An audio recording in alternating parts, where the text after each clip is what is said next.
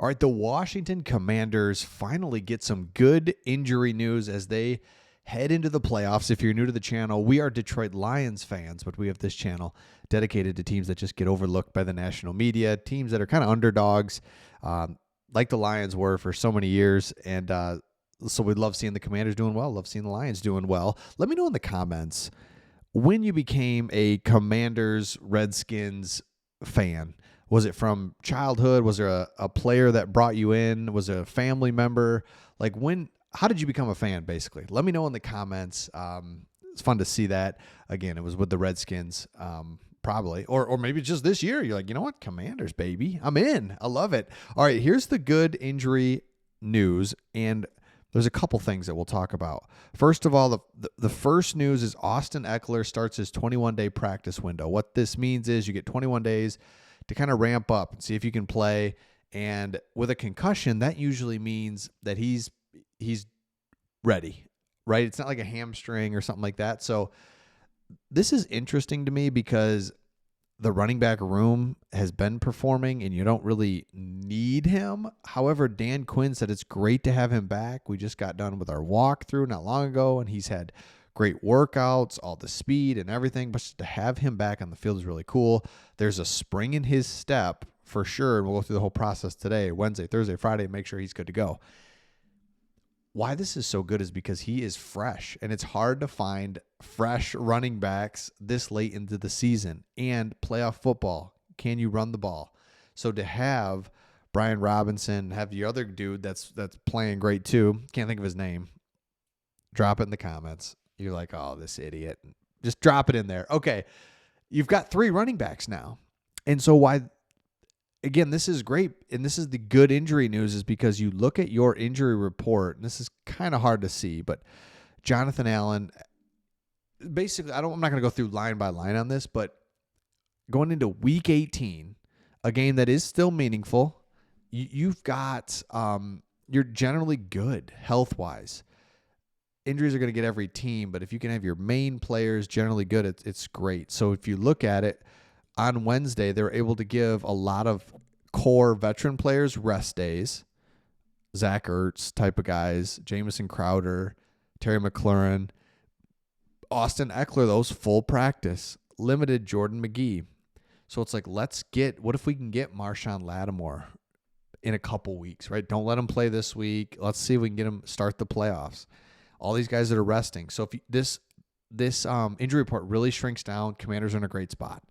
And so you got to be excited about that if you're a Commanders fan, that in general, the health-wise, you're in great shape. Because as we look to the playoff picture in the NFC on the right-hand side, Dan Quinn has said we want that 6th seed. We're not going to win the division. We're not going to get the 5th. The loser of the Lions, Vikings, going to get that. We want to stay at 6. And I think it's great. And I learned something this past week when the Lions had nothing to play for at the 49ers. It didn't matter, win or lose. The Vikings game would be everything. I learned that you play. I mean, this isn't college. You don't have 80 players on the team that you can be like, you know what, put the second string in or whatever. You've got 53. 5 of those guys are specialists. So that brings you down to 2 deep on each side. And so there is not this real option to be like, let's sit everybody. You go play. Injuries are part of the game. It's just the way it is. And especially if you're the Commanders and you have something to actually be playing for, which is a 6th seed versus the 7th. You know what? We want that. And we're going to go play hard for it. Stay sharp. Let's go and let's finish out the season. So I love that the Commanders are doing that. I think there's nothing wrong with that. The next thing we want to look at here is when you look at kind of what people are saying about the Commanders. I'm going to get into this real quick. So there's just a power ranking. They compiled all the power rankings, and it's interesting to see, we have this channel, like we said, about teams that just kind of get overlooked by the national media or teams that aren't really paid attention to. Well, now Lions and Commanders are really, really paid attention to. And so I just like what a couple people had to say here. The Athletic said, after watching Jaden Daniels throw for 227 yards, 3 touchdowns, and run for 127 and clinch a playoff spot, nobody wants to play Washington in the postseason. 100%. 2 weeks in a row, Jaden Daniels winning touchdown drives late. Jaden Daniels, dangerous, surprise team. Mental makeup. Jaden Daniels, right? So we know that he's doing this, but he's really got the attention of the national media in it. It's not just that he's playing good. I think everyone sees that. It's what happens late in games, key moments. It's like, dude, this guy just comes up big, and that's what's so fun about watching Jaden Daniels and everything that he's done this year. It's situationally, he's outstanding, and I think that's where you got to be like, all right, you know what? That's that ain't bad. I love it. I love it. Okay. One other thing here that I think's interesting, and again, let me know in the comments, but now here kind of what's in. Okay, so I think if you're a Washington fan, you have to, again, yes, it's great that you're winning. Obviously, you're in the playoffs. This is why you do this.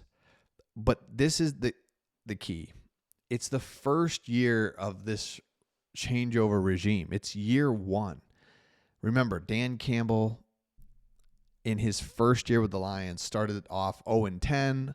That first year won 3 games.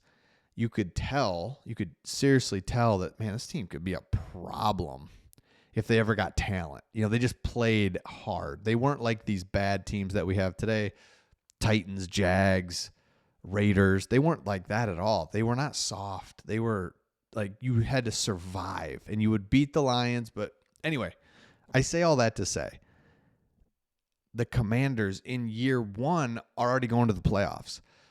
So wait until you get a couple more draft picks. Wait until the free agency or a couple more years of draft picks and youth, and you hit on a couple more players. And, this is crazy because then Jaden Daniels, what happens when he's going into year 2, year 3? It's just exciting. So you got to be excited if you're a Commanders fan. So again, let me know your thoughts in the comments. Make sure you subscribe if you haven't. If you are a Commanders fan, you've got to subscribe because this is going to be a wild ride into the playoffs. We'll be covering this team. I don't know. We're thinking we're going for 20,000 subs on this channel or 25. Doesn't matter. We just love that you subscribe because when we make a video about the Commanders, it'll go right to you. So Commanders, Lions in the playoffs. I've always liked the Redskins. I don't know. That's the colors for me. I just like the uniforms. And I don't know. Redskins were always like okay, but they were never really a problem, especially in my prime watching years. But now it's like, what the heck? Lions, Commanders, let's do this. So let me know your thoughts, and we'll see all of you on the next one.